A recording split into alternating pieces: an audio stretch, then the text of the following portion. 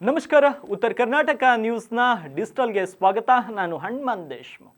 ತಮಿಳುನಾಡಿನಲ್ಲಿ ಉಂಟಾಗಿರುವ ಫೆಂಗಲ್ ಚಂಡಮಾರುತದ ಪರಿಣಾಮದಿಂದಾಗಿ ಕರ್ನಾಟಕದಲ್ಲಿಯೂ ಮಳೆ ಆರ್ಭಟ ಹೆಚ್ಚಾಗಿದೆ. ಈ ಹಿನ್ನೆಲೆ ಇಂದು ಕರ್ನಾಟಕದ 12 ಜಿಲ್ಲೆಗಳಲ್ಲಿ ಶಾಲಾ ಕಾಲೇಜುಗಳಿಗೆ ರಜೆಯನ್ನು ಕೂಡ ಘೋಷಿಸಲಾಗಿತ್ತು.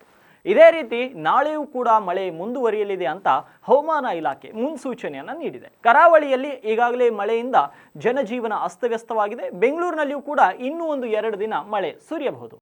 ಇವತ್ತು ನಾಳೆ ದಕ್ಷಿಣ ಕನ್ನಡ, ಉಡುಪಿ, ಚಿಕ್ಕಮಗಳೂರು, ಕೊಡಗು ಜಿಲ್ಲೆಗಳಲ್ಲಿ ಭಾರೀ ಮಳೆಯಾಗುವ ಸಾಧ್ಯತೆ ಇದೆ. ಹೀಗಾಗಿ ಹಳದಿ ಅಲರ್ಟ್ ಅನ್ನು ಘೋಷಿಸಲಾಗಿದೆ. ಡಿಸೆಂಬರ್ 5 ಮತ್ತು 6ರಂದು ರಾಜ್ಯದ ಹಲವೆಡೆ ಅಲ್ಲಲ್ಲಿ ಮಳೆಯಾಗಲಿದೆ. ಇಂದು ಮತ್ತು ನಾಳೆ ಬೆಂಗಳೂರಿನಲ್ಲಿ ಹಗುರದಿಂದ ಸಾಧಾರಣ ಮಳೆಯಾಗುವ ಸಾಧ್ಯತೆ ಇದೆ. ಬೆಂಗಳೂರಿನಲ್ಲಿ ಉಷ್ಣಾಂಶ ಗರಿಷ್ಠ 24 ಹಾಗೂ ಕನಿಷ್ಠ 19 ಇರಲಿದೆ ಅಂತ ಹವಾಮಾನ ಇಲಾಖೆ ತಜ್ಞ CS ಪಾಟೀಲ್ ಹೇಳಿಕೆಯನ್ನು ನೀಡಿದ್ದಾರೆ. ಇಂದು ಕರಾವಳಿ, ದಕ್ಷಿಣ ಒಳನಾಡಿನಲ್ಲಿ ವ್ಯಾಪಕ ಮಳೆಯಾಗಿದೆ. ಪ್ರಮುಖವಾಗಿ ಮಂಡ್ಯ ಜಿಲ್ಲೆಯ ಬೇಳೂರು ಹಾಗೂ ಕೊಡಗು ಜಿಲ್ಲೆಯ ಭಾಗಮಂಡಲದಲ್ಲಿ ತಲಾ 9 ಸೆಂಟಿಮೀಟರ್ ಮಳೆಯಾಗಿದೆ. ಮೈಸೂರು ಜಿಲ್ಲೆಯ ಹುಣಸೂರಿನಲ್ಲಿ 6 ಸೆಂಟಿಮೀಟರ್ ಮಳೆಯಾಗಿದೆ ಮತ್ತು ಅರಬ್ಬಿ ಸಮುದ್ರದ ಆಗ್ನೇಯ ಹಾಗೂ ಕರ್ನಾಟಕ ಕರಾವಳಿ ಭಾಗದಲ್ಲಿ ವಾಯುಭಾರ ಕುಸಿತವಾಗಿದೆ. ಇದರ ಜೊತೆಗೆ ಗಾಳಿಯ ಪರಿಚಲನೆ 5.8 ಕಿಲೋಮೀಟರ್ ಎತ್ತರದಲ್ಲಿ. ಕರಾವಳಿ ಜಿಲ್ಲೆಯಲ್ಲಿ ಹಾಗೂ ಉತ್ತರ ಒಳನಾಡಿನಲ್ಲಿ ಇಂದು ನಾಳೆ ವ್ಯಾಪಕ ಮಳೆಯಾಗಲಿದೆ ಅಂತ ಮುನ್ಸೂಚನೆ ನೀಡಲಾಗಿದೆ.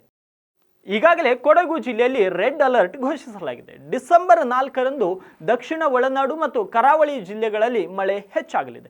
ದಕ್ಷಿಣ ಕನ್ನಡ, ಉಡುಪಿ, ಚಿಕ್ಕಮಗಳೂರು, ಚಾಮರಾಜನಗರ, ಮೈಸೂರು, ಶಿವಮೊಗ್ಗ ಜಿಲ್ಲೆಗಳಲ್ಲಿ ನಾಳೆ ಹಳದಿ ಅಲರ್ಟ್ ಘೋಷಿಸಲಾಗಿದೆ. ಡಿಸೆಂಬರ್ 5 ಮತ್ತು 6ರಂದು ಈ ಜಿಲ್ಲೆಗಳಲ್ಲಿ ಸಾಧಾರಣ ಮಳೆಯಾಗಲಿದೆ. ಡಿಸೆಂಬರ್ 4ರಂದು ಹಳದಿ ಅಲರ್ಟ್ ಘೋಷಣೆ ಮಾಡಲಾಗಿದೆ. ಚಿಕ್ಕಮಗಳೂರಿನಲ್ಲಿ ಭಾರೀ ಮಳೆಯಾಗುವ ಸಾಧ್ಯತೆ ಇರುವ ಹಿನ್ನೆಲೆ ಚಿಕ್ಕಮಗಳೂರು ಜಿಲ್ಲಾಡಳಿತ ಕಂಟ್ರೋಲ್ ರೂಮ್ ಅನ್ನು ತೆರೆದಿದೆ. ಸಹಾಯಕ್ಕಾಗಿ ಕಂಟ್ರೋಲ್ ರೂಮ್ ನಂಬರ್ಗೆ ಕರೆಯನ್ನು ಕೂಡ ಮಾಡಬಹುದು. ನಮ್ಮ ಸ್ಕ್ರೀನ್ ಮೇಲೆ ಆ ಕಂಟ್ರೋಲ್ ರೂಮ್ನ ನಂಬರ್ ಕೂಡ ಕಾಣಿಸ್ತಾ ಇದೆ. ಇನ್ನು ಈ ರೀತಿಯ ಹೆಚ್ಚಿನ ಮಾಹಿತಿಗಾಗಿ ತಪ್ಪದೆ ನಮ್ಮ ಪೇಜ್ಗೆ ಫಾಲೋ ಮಾಡಿ ಮತ್ತು ನಮ್ಮ ಚಾನಲ್ಗೆ ಸಬ್ಸ್ಕ್ರೈಬ್ ಮಾಡ್ಕೊಳ್ಳೋದನ್ನ ಮರಿಬೇಡಿ.